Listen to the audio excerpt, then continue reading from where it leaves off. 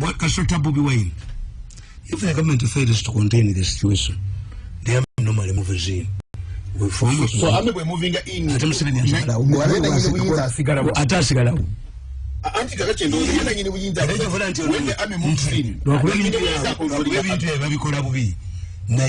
you move electoral commission yakoze yambye nyo Bobby Wayne ennaku zinabiri mwemu yatazimalako ngali neje miseke ndiyo miseke jadi jinda mutation ebintu gayanjawulo to you Bobby Wayne ya benefiting yamunye okuwere abadita zimalako gwe nobera nempuga nobera ne gundi mabiche nobera ne gundi nembidde look what they are character buno bwana bwebu mbidde wano mbidde tu look what they are character Bobby yawunye nnyo ekyo Bobby Wayne kitegedde obaana banga gwe bamaliza bravo bali bamusendesa okutta omuntu nyanzi namusanga n'omukyala we twago mu nkola ye n'akwata omukyala n'amugya mu motoka n'amusobyako nga baalaba naye yajja n'amugamba musajja munnange onyiize naye mbadde nina okukolayo ekikuluma nze naye yali mbaga nti omusajja simusse naye era ndina kyemukoze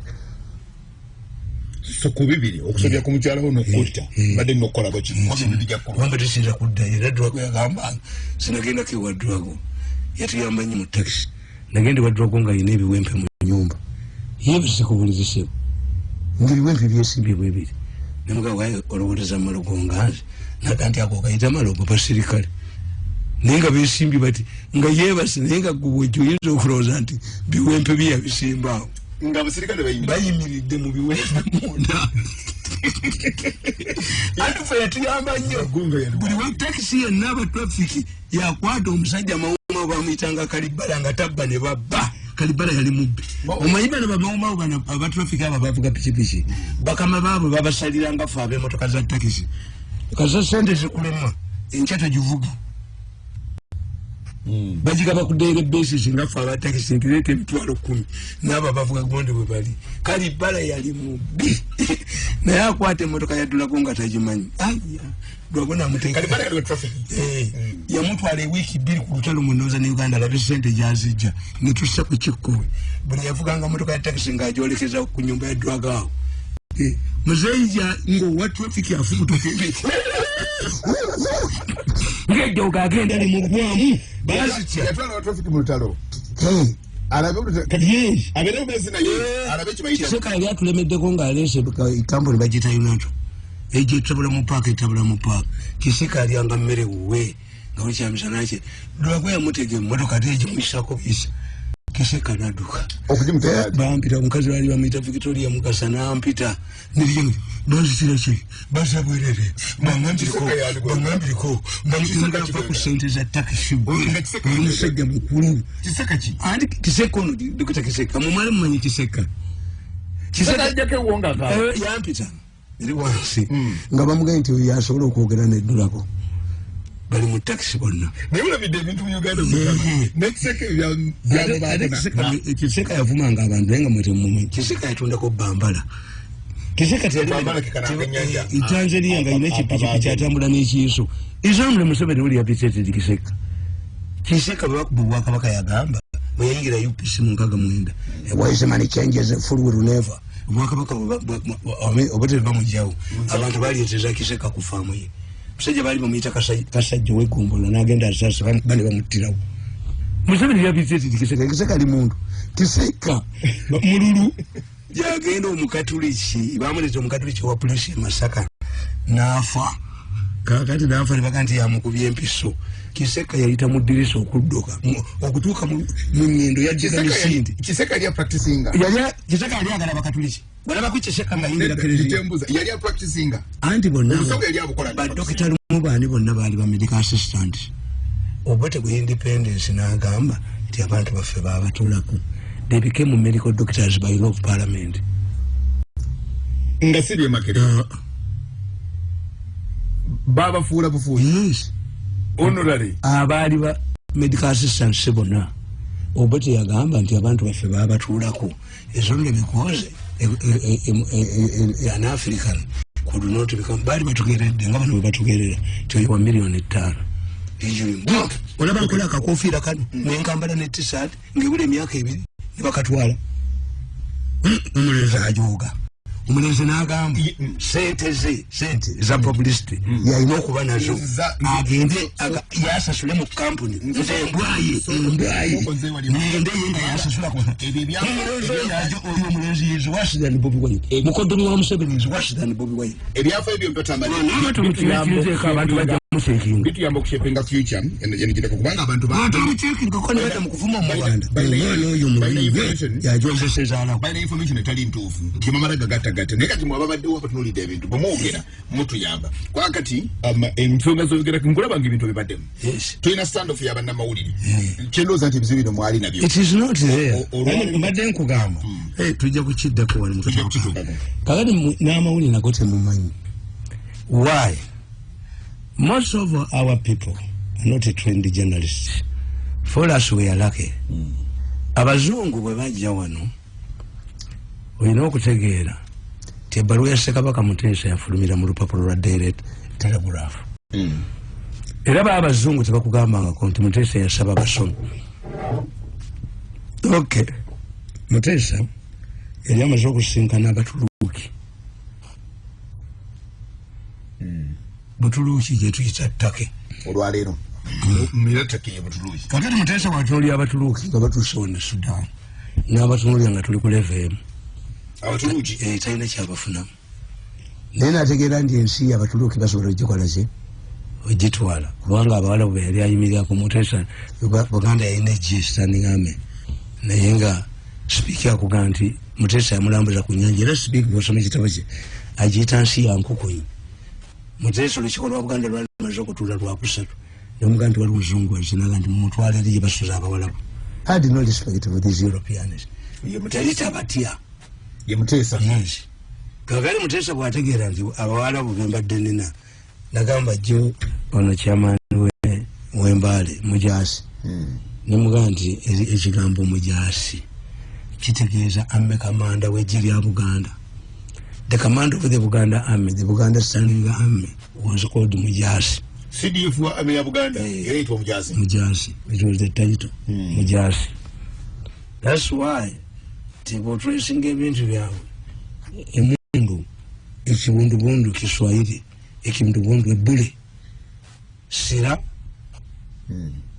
emundu ekibundubundu kigambo kya Luswahili ekitegeeza ebbule omuntu akanga abantu deriyo wadi ffe Muganda ezo omugemera wala kamwe kabi aba ategeeza mundu that's eriyo Muganda omugemera wala nti omugema tannasembe n'omugema tubatu okugemera wala emundu okukokinga tekiriyo mu Luganda tukuyita okubogolwa n'owulidde mundu ebogolwa bogokokinga ekyo kirala nga tanakwata ku trigger tulika okukwata kutuga ku mbanduso okukwata ku mbanduso olwogira bwoba olireeta mukemba bakira batya mu Luganda kubogolwa era nalaba omusajja aligenje eyo yali aladisiwe Sentobole nga bamuyita Kabogolwa it might have come from this Mujaasi yaŋŋamba nti bajjajjaabe balwana bana abacapadola okujjamu Mujaasi era nakyo kiva muwo mu lutalo olwali mu Banyola endowooza gadi Muteesa bwatunuulira Abatuluuki babatunuuliranga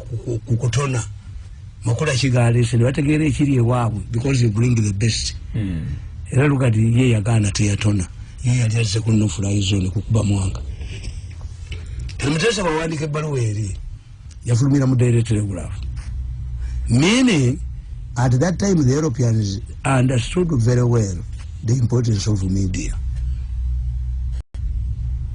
okitegedde ekyo era bo bwe baateekamu nga baanukula ebbaluwa endala bano abaali banoonya okulima ppamba b'ebbaluwa ya Muteesa bagiteeka baddamu enkeera ne bagamba nti banne muleezinga esente abamyusa ne bagende mu Buganda naye bo tebagamba nti mugende muleezinga ebbayibuli nnyingi bagamba Baganda walking naked even if nga tubakoledde akakete k'olugoye cotton production textile industry will be boosted bano unayagala defense kuba yamanya kandi tegeera at that time to the presence of any country yabanga embassy they have taken their power when this man examined the Arabs they had no interest kabali bakusobola bali basuubuzi he examined the tax n'abalaba nti tuli ku level emu n'atabasaamu kitiibwa laga kanjiwa abangereza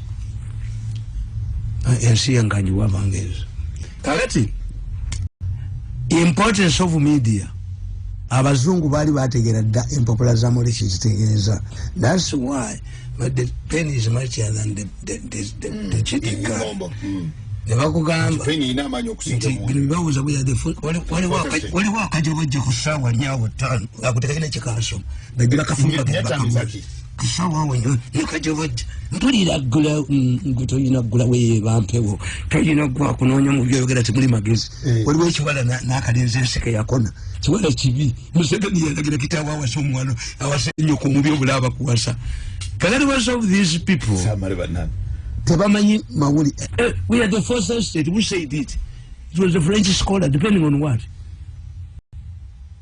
fourth state machi even if you were the fourth state executive the judiciary and parliament how do they conduct themselves have they no rules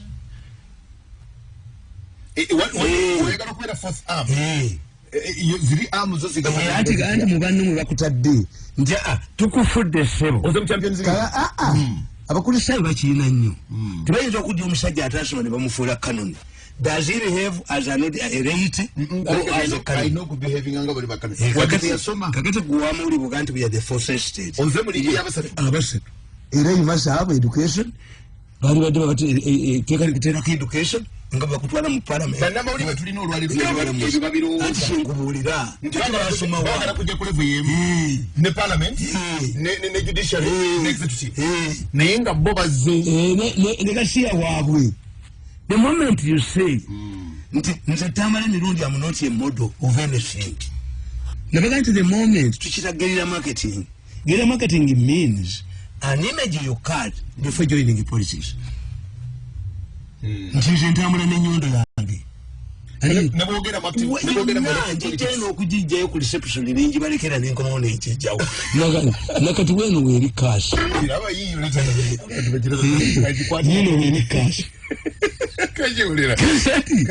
egiteeke mu nsawo labe poliisi bwetakwata kuba Mirundi akubira mu studio kuba nofuna muwanga nga abibe nga bamuwadde sente kuba enenyondo banayi mama wange yalikirabye ku TV nze ntambula ntena antusobola tukitegeenya marketing era nga bwogambye matende ndakutawanya gwe matende mukuba ekifaananyi ng'ava mu ssabo mbabazi Bukenya akiyitako n'akisinga abakazi higeria marketing nemuseefu aze kazanyiriza bwakuba Bukenya katinga ali mbala ali mbakazi ya fulumaloji neta ina chawa kwetu amanyirira nti abasajja bakubaganidde kataga mu bala nti enzo mujja kwa bwasipika yakulaga baliwa naye sipeseza wandika kazi mukasaya agamba nti ali married natandika okujibali bajja na mutu mu mawanga amalala you were model of a Catholic married couple ate okiwukuute bakubesasi kati nze siina model I'm not a model of anything so banamuli betulina olwalero fourth state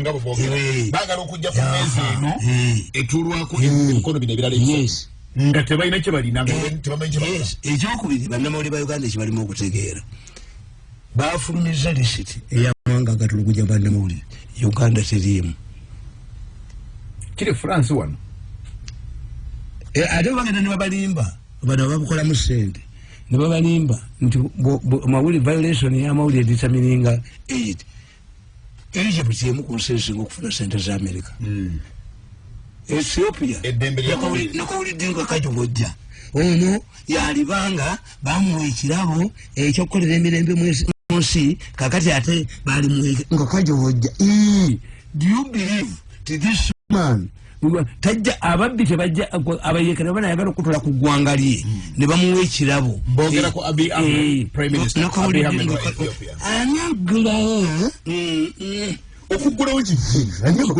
kalimba ku radio mubaka kiri kapatirya musonso gwe kapatirya kulya musonso gwe oli musonso kabeera ku radio nga kajobojja nabuno bukeera ku makye ekiwala ekyadibana kana akalenzi ensike yakubaganya and they dominate the media kati abanamawulire anti kyengubulira nti they believe that by practicing journalism, you have acquired diplomatic immunity. Never politician, but when I was Angaba Shagula, to when you are arrested, no. Buganti Abasada were restaurants of Baby Condom America, but of a quarter. Hey, you have a man in you. Tyson Tajakusiba. We call it misery. Baku and Pisonga are good, engage Baku baby so. Never hold him when Basiba. Bakuna fear. Security wizardry. National Park under. But one and I, Ojitambuzi, Mbaya kuteka mulujekeni. Abazungu bibabikola. Kagati Bino. What they call harassment is occupational hazards. But because they don't understand, they believe that by practicing journalism, we find immunity, diplomatic immunity. No. Bobalaba occupational hazards. Look, I said, I want somebody to tell me where government can buy tear gas that it curves when it faces a journalist. And you change the Kubera. I want somebody who can direct me where you can have a bullet that curves when it is facing a journalist. Yes.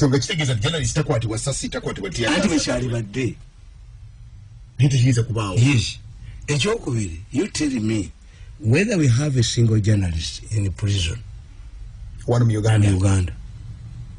Tell me a journalist who has been picked from his home for doing the journalistic work. Tanzania omusajja mukozi wa katuni abadde ludendo ze myaka nga 2 basatu akola katuni. Magufuli yamusibira mbisiri bya gondi. Ngamuganti Magufuli yawere empapula 10 including mwana inchi ngwe oli mu bya katuni okuba katuni sasa Magufuli yeche yakola. Tanzania yakwata amajagayo ne Malawi. Abantu kibatamanyi most of the genociders abaddoke Rwanda bali Malawi. Chobola bona banonya South Africa gwe newe abali Congo zembwa bali Malawi. Kati Malawi wale musuwentu wo overeke Malawi muri mu amafuta ne bakatujika bane ndi bagita linyaki Tanzania gwe nsiba eninyanja bagita linyaki kagati sadaka yiche yakola ne dirama jaga Tanzania ne gagatamu aga Malawi gali Congo wano gali rusanvu kagati ADF ne tandiko gakubogatta badirayo mu basa nga bakakuba ngakaana akakuba ndi PDF esologa ntufiridwa bajasi 15 monitor ne new vision ne bagandi bali ensanvu whom are you helping? You are helping the enemy. Kubanga enemy ne bagandi ne colorful ceremony jimwako le ntebe bwe yali akulya sente mwali temumanyi enemy abuuza twasiba meka nga mulaga emirambo ku airport jimukomezaawo oli sikwe mukolera oli bamusasule Al-Shabaab confirms. Naye abasajja be Kenya abalina public relations babakuba abasajja bakuba abasirikali ba Kenya 7 kuba babatayiza nga mines bazimayinizi the only way helicopter landing in with helicopter kuba siyunga banabo it took 7 hours. So Tanzania ne Malawi anti batandika okufanga baddayo balaga abantu population as if soldiers don't die. Mafuguli yawere empapula 10 including the most popular wananchi to protect the interests of the country. Amajaga na jawa training Oma na hivi binati butugeza kwa kubikola tamale dembe lya mawulire umulezo no just sent zonna umulezo kizibu kya Museveni ne banneko no bonto yofusi yakatuze nkongana bisi nga mulaba bwije bimwe byange bimulaba naduka na dino reporting na kuma reporting one tiba kagenzo kulipota atisira ulira tibagambye yo kintu kino agambye kintu kino batudde ne bugamba bwagambe tuli isolated ensetu chai era ni bwebaza nnyo Uncle Sam talks yagula bona bwamubba billions of dollars billion obusajja zino zabire emanira mambo ezezemanira nentu yo kone kadintu we can invoke inside the army when you are isolated. Yes, because I know you people, you are not happy with what I have said. Omusajja omulala n'abagambe yabadde soba ntimba yabadde soba batite babadde mubulire okukuba botafiire tubeeta okukuba bamuhozo kumuhwezo okukuba baana we need them era kakantu ya president bakasayininga okukola good report on how they are going to build a new organization, but as long as you are tribal, as long as you are egoistic, as long as n'ambition zono bamuteeka mu nakugamba waliwo obwakabaka nga babuyita bwebugenya nga kabaka bamuyita Musanje Musanje ng'alina omukoddomi we lwembaawo ng'alina mukyala we Nnabagereka Jaliya Hajati Jaliya nembaga Jaliya yekiteeka mwono omukulu nti asobola okufuga eggwanga naye nga tesimulangira lwembaawo n'atikomyesi nakawandika akatabo nakasomako yes nembaga lwembaawo n'atikomyesi n'ateekawo obusajja bwe gundi kobusigu omuvawala kubanga bamubuuzanga nti yavaawa ngaga ndi nvawala kobusigu nga kasaasanya butwa kobusigu kitegeeza kusaasanya butwa muvawala ngani yabuteeka olwembaawo kakati bugenya bugatanze ekirumba bamubira izinga bajje bagirumbe Musanje anoonya bakamanda bali abalabyeko bakamanda bonna nga balagawa nga lwembaawo yabagoba mu lubisi ojjukira bakamanda lwembaawo nga yabagoba dda mu lubiri kakati Musanje ayita mutabani we Mukenzi imutuma Mukenzi kulengera wala amuyita muganti wa bakamanda balagawa lwembaawo kyabadde lwembaawo abadde yefuula nti lwembaawo Mukenzi n'aluupa nti kiri ku lwembaawo lwembaawo amajjawa kale akasajja kankamira ndi akakubanga entongoli te ako yakatwala tekalinnya ako yakatwala tekalinnya Musanje nga tamanyi nti kamirandira tekaliyo lwembaawo yawayirizanga abantu Mukenzi yaloopera mu kitaawe nti kamirandira kagenda nako kakati mugundi muno mwalimu kajiiko nejjajjawe yali mubbi era lwe bamuziika abasajja bajja kulwanira ettaka kulimba kukabuli jjajja wa kajiiko yali tabba ne babbanga bunyana okuwunya gabba muddu muzibu ngaliwo kasungula bakatuma sungula lwa mutwe kalina omutwe kalinga epusi bwe musajja obwatawasula kigambo kya Luswayiri kabaka waali bumanyi Oluswayiri kuba sungula kigambo kya Luswayiri kitegeeza ate buno obwamutatembwa obwalimu kyewakutte mabeere ga mukazi yalina kampuni nga bagiyita buli lunaku bubbi ng'alina ababizi be alina ababizi abakeera okutikomya abantu njagala mmalire wali Katikkiro mumpi mu mulembe omufere mumpi yali abba mumpi yalina bamakambuusi yalina mpangulula nga yakuga nti wali kyesi pangulula wano pangulula makambuusi kyewakutte mabeere ga mukazi yeewaananga nze kyenkwatako sikita nga mabeere ga mukazi lwakaddiwa tekagwa wekyesireeta ng'alina ekibinja ekyababizi abantu beerwanako bwerwanyi okufuumula ababizi balikoowa batuuka ekiseera ne bakoowa ababizi mutatembwa nga naye bamulemye nga Musanje ne mutatembwa bamulema abantu ne bayingira kati Musanje amaliriza atya amirandire be bagenda yagamba Mukenzi nti genda bakwogera omukwate Mukenzi n'abayoola bonna mu kiru Mukenzi agenda okukwata yakwata omukoddomi we bamuyisa mu kibuga Kampala banya nabamutwala emisinde Musanje ngenduulu zivuga Mukenzi atuwenyeza Mukenzi ne babasibira ku komera lyali lyamaanyi nnyo nga baliyita luzinga ensi nekkakkana lwembaawo nakakkanako era bali we bategeera ti banda abantu Musanje abakomezaawo ate gondi gugatanza yalumba bantu ne basanyuka era mugundi Musanje teyalinda kaddiwa nnyo n'alekera Mukenzi obwakabaka that's how he saved his kingdom naye omukulu w'embaawo yali ayitiridde ng'owemmanga eno ng'ono yeeno gyensonze abantu balabyeyo wakati bamanyiyo kakati mbagamba atulizali ku nkutu Uganda journalists don't know that the 1995 constitution statute recognize journalism as a profession. It created a professional body called the NIJU, the National Institute of Journalists of Uganda. NIJU enabled the bisatu ebyabakulembeze bamemba. In a full membership, you must have a degree. In Gunde, full members, honorable members, n'abalala associate membership. Abatalina degree kyebalonda era temubamu alondebwa. Tebabera na voting. Etteeka likugamba nti okulisalinga olupapula lw'amawulire oba manager wa radio alina okuba ne degree era bwe bamuwa license every year. Egunde a journalist must get a practicing license every year. I fought it myself. Gwe tawakanya nga bawafula be balirimu.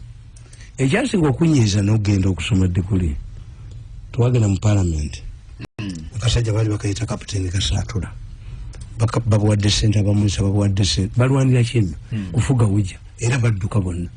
Abakola etteeka lyabakwata. Kakati bwe mpulira abamu mu monitor tumbuulira. Be balireeta.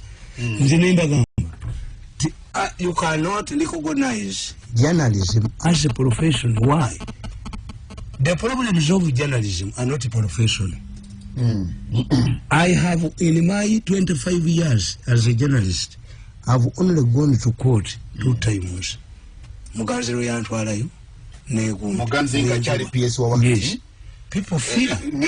Justice Ntaboba teyakutwala ku mukoti. Namukuba. Ntaboba yankubira essimu. Ntaboba naye. Namuwandika ko yagenda nakola statement. Nfuna obukadde 5 nga jjaji. Ndi mulwadde wa sukali. Akati sente tezimala. Mukubako. Nze Ntaboba once incited the army. Ofuna obukadde bumeka. Abasajja nga bafuna emitwalo 15. N'otwe bajjagalirako. Nakuba essimu mu office. Can I talk to Mirundi? Yes, I'm the one talking. Do you know that I'm a judge? Yes, I know, but I'm also a journalist. How long does it take a lawyer to become a judge? Let us never celebrate. Don't intimidate me. I've written about the president several times. What about you, Ntaboba, principal judge? Okay, we shall see. Kakati ate ekyataategeera.